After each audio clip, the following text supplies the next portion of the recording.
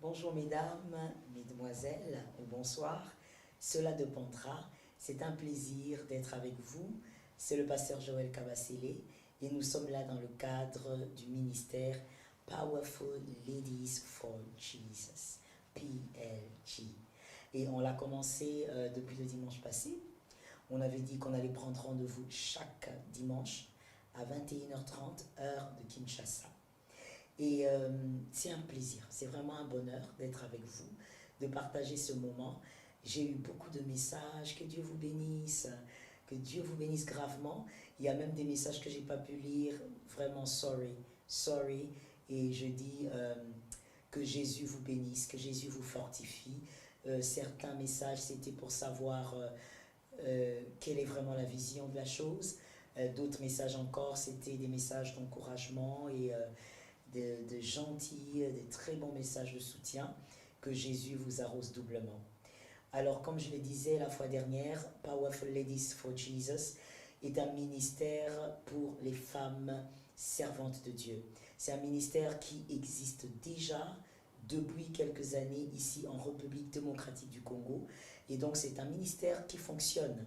Mais évidemment, le Seigneur m'ayant convaincu de ne pas attendre simplement de faire des conférences à l'extérieur du pays, mais d'utiliser la technologie, pourquoi pas, pour commencer déjà à partager avec les femmes ce qu'il y a comme grâce et bénédiction. Le PLG, c'est pourquoi c'est au fait un cadre pour former, aiguiser, tailler la femme ministre de Dieu.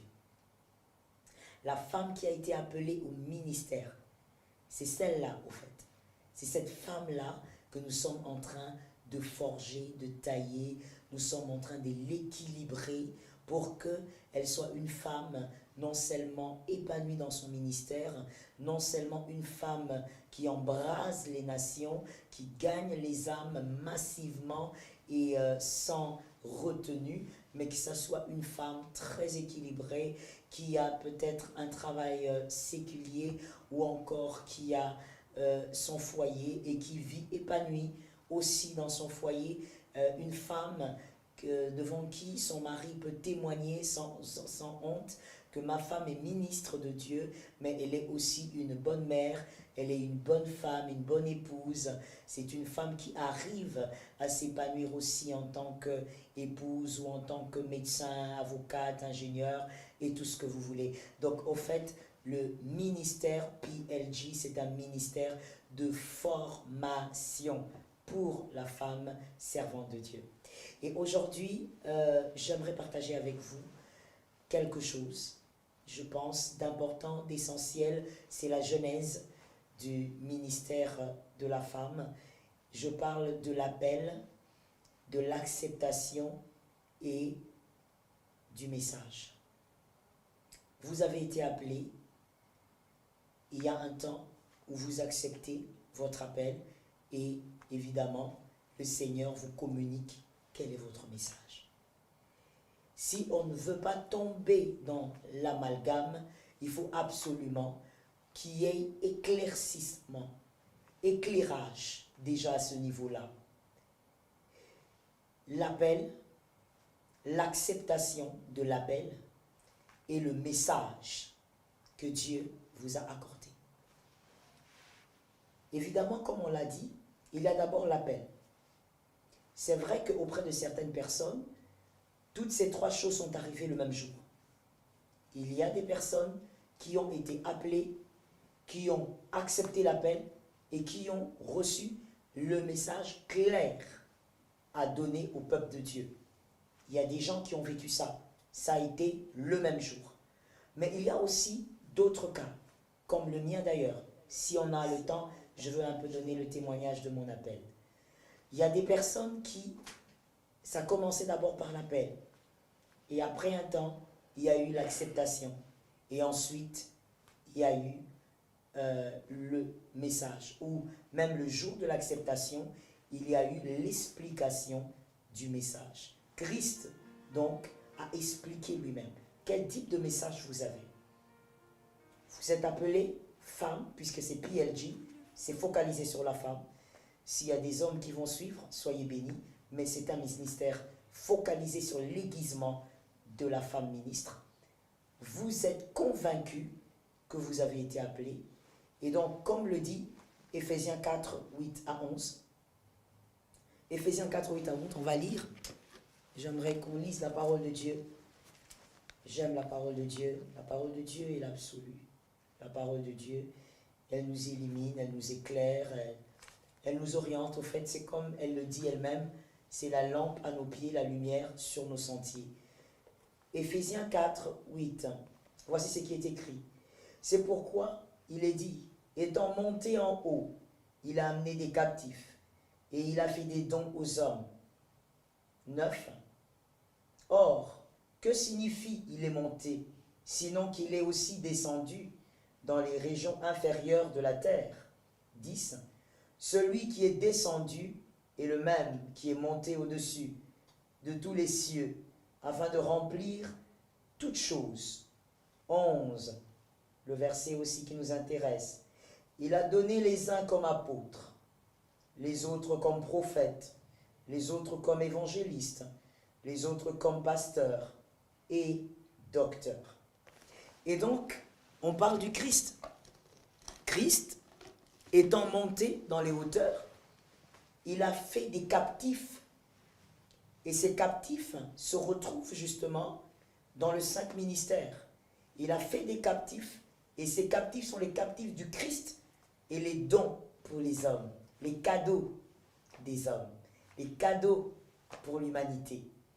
Et ces personnes sont les prisonniers de Jésus. En réalité, dans le ministère, il n'y a point de place pour l'orgueil.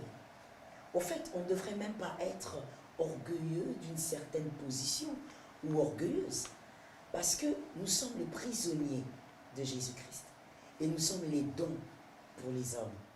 Donc, au fait, une grande responsabilité pour les hommes. C'est une grande responsabilité pour nous. Et donc, il n'y a pas de place pour l'orgueil. Si quelqu'un est dans le ministère et qu'il est orgueilleux, ou qu'il ressent de l'orgueil pour une certaine position, c'est-à-dire pour être apôtre, pasteur, évangéliste, je me pose des questions sur sa compréhension du ministère. Parce que être dans le ministère, dans les 5 ministères, comme on vient de le lire, les captifs de Jésus, on est vraiment captifs. On est prisonnier de Jésus. C'est vrai que la parole de Dieu dit que son joug est doux, il est léger. Oh oui, mais c'est quand même un joug. C'est-à-dire, vous ne pouvez pas faire ce que vous voulez, vous ne pouvez pas vivre là où vous voulez, vous ne pouvez pas décider de faire ce qui vient simplement comme ça, par coup de tête, mais vous êtes obligé, au fait, de vivre selon certains principes parce que vous êtes prisonnier de Jésus. Ou vous qui êtes femme, prisonnière de Jésus-Christ. Et donc, il s'agit du 5 ministères. Si vous êtes sûr que vous avez été appelé aux 5 ministères, il y a un moment justement, un temps où Dieu vous appelle de manière claire. Ça, c'est aussi important. L'appel pour le 5 ministères n'est pas flou. L'appel pour les 5 ministères n'est pas ambigu. C'est clair. Vous savez exactement quel jour vous avez été appelé. Vous savez exactement ça s'est passé comment, où. L'appel est clair. Christ n'est pas un Dieu flou. Il n'est pas un Dieu qui fait les choses de manière floue. Quand il fait des choses, c'est clair, c'est limpide et l'on comprend. Parce que comme il le dit lui-même, il est la lumière. Donc quand il y a la lumière, tout est clair, tout est visible, tout est lisible. Donc au fait, l'appel est quelque chose de très clair. Que chaque appelé s'en souvient. Il sait exactement comment ça se passait, comment ça a eu lieu, l'appel. Et nous voyons ça même dans la vie de Samuel, s'il faut prendre encore un autre témoin biblique, nous voyons ça dans la vie de Samuel. Nous voyons que l'appel de Samuel, quand est-ce que ça s'est passé? Je parle de Samuel, le fils de Anne, le fils aîné. L'appel de Samuel s'est passé dans 1 Samuel 1,28. Dans 1 Samuel 1,28, c'est là que l'appel de Samuel s'est passé.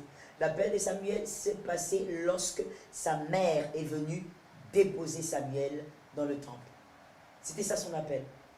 il est appelé à servir le Seigneur, appelé à être consacré, appelé à être mis à part, comme la parole vient de nous l'expliquer dans le livre d'Éphésiens, Éphésiens 4. Et donc, à partir du moment où Samuel a été déposé au temple, là a été l'appel de Samuel. La mère de Samuel savait clairement à quoi était appelé Samuel, c'est-à-dire au service de Dieu. Il était voué au Seigneur, voué à l'Éternel, donné au Seigneur. Et donc là, s'est passé l'appel de Samuel. Même avant d'écouter le reste, Samuel, tout petit, savait qu'il appartenait à Dieu, qu'il appartenait au service de Dieu.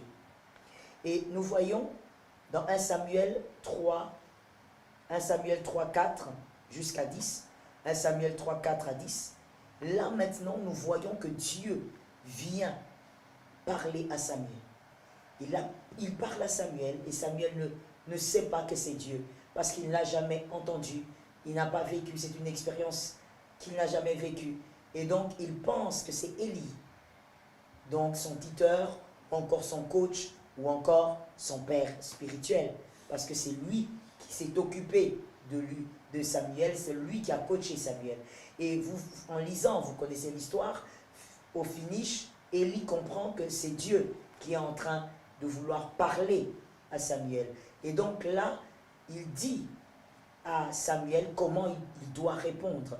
Et ça, c'est impressionnant, parce que nous voyons en lisant ce verset de 1 Samuel 3, 4, nous voyons que Élie dit à Samuel, lorsque tu entendras la voix t'appeler, voici comment tu diras. Tu diras, parle car ton serviteur écoute. Voilà, ça veut dire c'est quelqu'un qui reconnaît que je suis serviteur de Dieu. C'est-à-dire donc, j'ai été appelé. Je sais que j'ai été appelé. Je suis serviteur de Dieu. Et il dit maintenant à Dieu, parle. Je suis disposé à accepter l'appel. Je suis disposé à comprendre aussi le sens de mon appel. C'est-à-dire le message que tu m'accordes, que tu me donnes, que je dois scrupuleusement respecter pendant mon appel ou pendant l'exercice de mon appel. Et donc il y a ces trois étapes. Il y a l'appel, il y a l'acceptation et il y a l'écoute de Dieu par rapport à ton message. Tu as été appelé, tu as accepté ton appel, mais Christ t'a dit quoi exactement? Quel est le message que Christ t'a accordé? Parce que lorsque Christ t'appelle et que tu acceptes l'appel, il te parle du message. Et comme on l'a dit, puisque nous parlons du 5 ministères, tu comprends exactement quel est ton ministère. Je l'ai dit au début, il n'y a pas d'ambiguïté. Il n'y a pas d'ambiguïté, tout est clair. Parce que Christ est le Dieu qui parle clairement. En Dieu, il n'y a pas de flou. Il n'y a pas de déchets. Tout est clair. Et donc, il te dit, il te parle du ministère que tu as et du message. Parce qu'on peut être tous apôtres, mais chacun a son message. Même si nous respectons les grandes lignes. Parce qu'il faut dire que le ministère apostolique a aussi son package. Le ministère apostolique a tout un kit à respecter. Même si le Seigneur Jésus-Christ vous accordera un message particulier. C'est ça, en fait, la diversité que le Christ crée au milieu de nous. Nous pouvons être 1000 pasteurs, mais il y a un message particulier pour chacun. Il faudrait noter ici aussi que lorsque Christ t'appelle, tu acceptes, il te révèle ton message. Il faut dire que nous avons tous une mission majeure. C'est important aussi en tant que servant de Dieu que je puisse te le rappeler. Nous avons tous, tout ministère, nous avons une mission majeure. Quelle est cette mission? Cette mission, c'est gagner les âmes. Gagner les âmes. C'est la mission majeure. Et donc, il peut y avoir plusieurs autres missions selon les particularités, mais la grande mission de nous tous, en tant que ministres de Dieu, c'est de gagner les âmes, conduire les âmes à Christ et évidemment vers le ciel. Et donc, lorsque le Seigneur t'appelle, tu acceptes l'appel, et maintenant quand tu acceptes l'appel, normalement, le jour où tu acceptes l'appel, Jésus te parle de ton appel. Jésus t'explique ton appel. Jésus te dit exactement tu es qui. Tu es pasteur, tu es docteur, évangélique, prophète, apôtre, et il te parle du message que tu dois apporter en tant que ministre. Et donc, si tu es pasteur, le Seigneur te parle de ce ministère et il te donne ton message à toi. Le message que tu vas enseigner au peuple de Dieu afin que tu puisses paître les brebis. Écoutez, si vous êtes pasteur, n'ayez aucun complexe. N'ayez vraiment aucun complexe pour faire votre ministère. Si vous êtes pasteur, paissez les brebis avec fierté. C'est votre ministère. Et comprenez bien le message que Dieu vous a donné. Si vous êtes évangéliste, annoncez la bonne nouvelle du royaume. Gagnez les âmes en désordre et en ordre. Annoncez le retour du Christ et l'enlèvement imminent. Si vous êtes évangéliste, entrez dans le champ de Dieu pour gagner les âmes au Seigneur. De manière systématique, parce que comme je l'ai dit, la grande mission pour tous les ministères, pour tous les ministres, c'est de gagner les âmes. Mais vous, en tant qu'évangéliste, vous avez une particularité. Vous avez des stratégies uniques pour gagner les âmes, parce que c'est votre ministère. Si vous êtes apôtre, veillez sur le respect de la doctrine.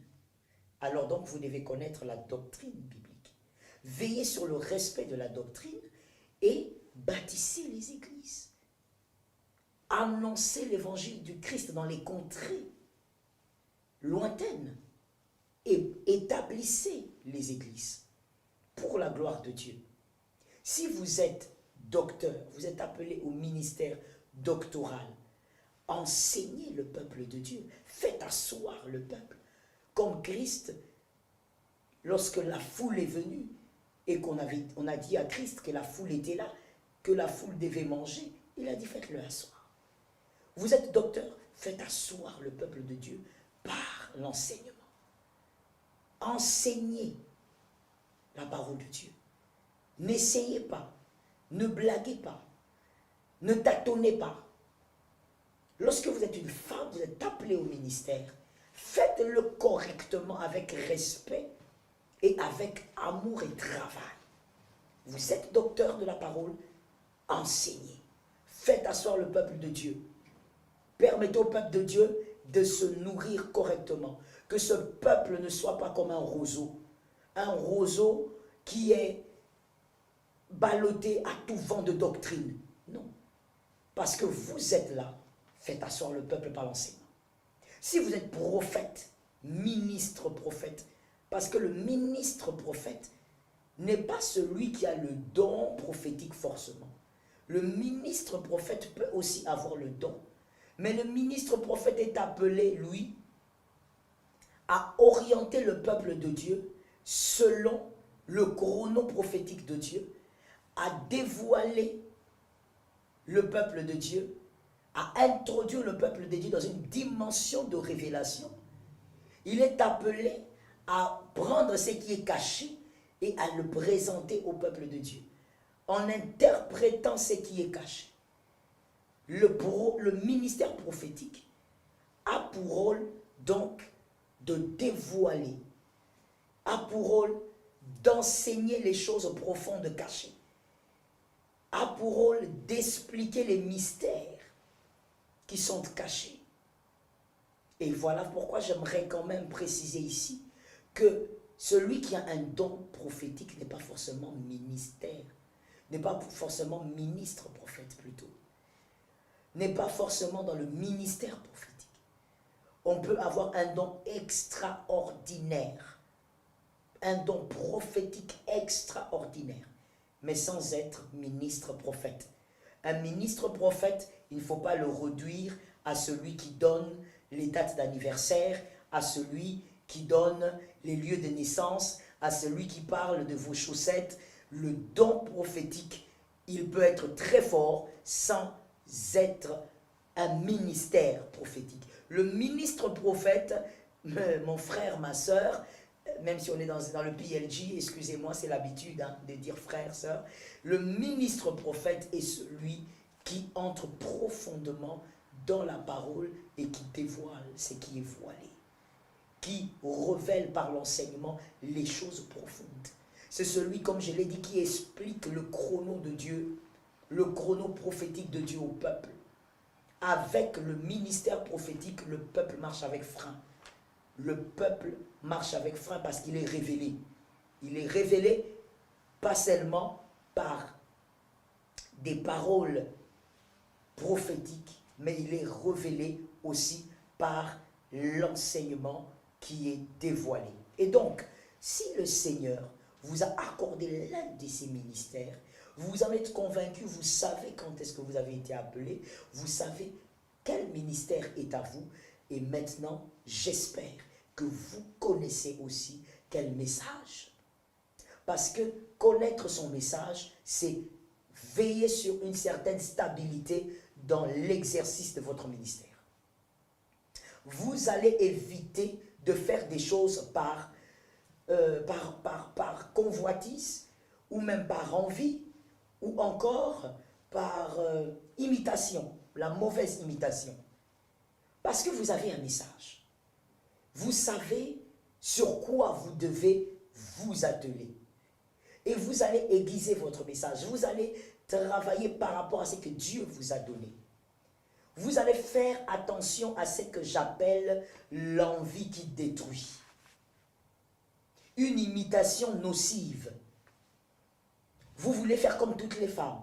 Vous voulez parler comme les autres. Vous voulez être la prophétesse comme tout le monde. Vous voulez prophétiser comme toutes les femmes. Vous voulez faire ceci ou cela comme toutes les femmes. Vous avez vu tel autre faire. Vous voulez aussi faire. Vous avez vu tel autre travailler de cette manière. Vous voulez aussi. Écoutez, une imitation nocive. Ça détruit votre ministère. Ça détruit votre appel. Ça détruit la stabilité de votre ministère. Nous sommes déjà en train de chuter parce que nous devons respecter le temps. Vos questions, comme je vous l'ai dit la fois dernière, posez les questions. Nous allons y répondre à la séance prochaine. Que l'Éternel vous aide à comprendre les 3 étapes. Comme je l'ai dit, il y a des gens qui ont vécu les 3 en un. L'appel, l'acceptation et la révélation du message en un seul jour. Dieu est souverain. Mais de toutes les manières, vous devez savoir avec exactitude quel est votre ministère, quel est votre message. Ça vous permettra de ne pas vous mettre dans les bottes d'autrui, de ne pas vous mettre dans les chaussures d'autrui et d'être celle que Dieu a appelée. Soyez abondamment bénis. Aujourd'hui, je n'ai pas eu le temps de parler de mon appel. Je vous en parlerai à la séance prochaine. Que l'Éternel soit avec vous. Je ne veux pas terminer sans prier pour vous. Levez vos mains s'il vous plaît. Que l'Éternel arrose ton ministère. Que l'Éternel t'éclaircisse, toi qui es encore dans le flou. Toi qui ne sais pas exactement à quel ministère tu as été appelé. Tu ne sais pas exactement quel est le message que Christ t'a donné. Que le Seigneur de gloire qui t'a appelé vienne, te révèle, t'en parle, t'éclaire, afin que tu marches dans la révélation de ce qui est à toi. Que l'Éternel de grâce arrose ton ministère, qu'il bénisse ce que tu fais déjà et qu'il t'oriente vers ce qui doit t'amener à faire encore mieux. Que l'Éternel accomplisse des choses glorieuses et que l'Éternel te fortifie. Qu'il éloigne la maladie car tu as besoin d'un corps en bonne santé pour servir le Seigneur. Ainsi je vous ai béni, ainsi j'ai béni vos ministères au nom de Jésus. Que l'Éternel soit avec vous. Très bonne soirée à vous.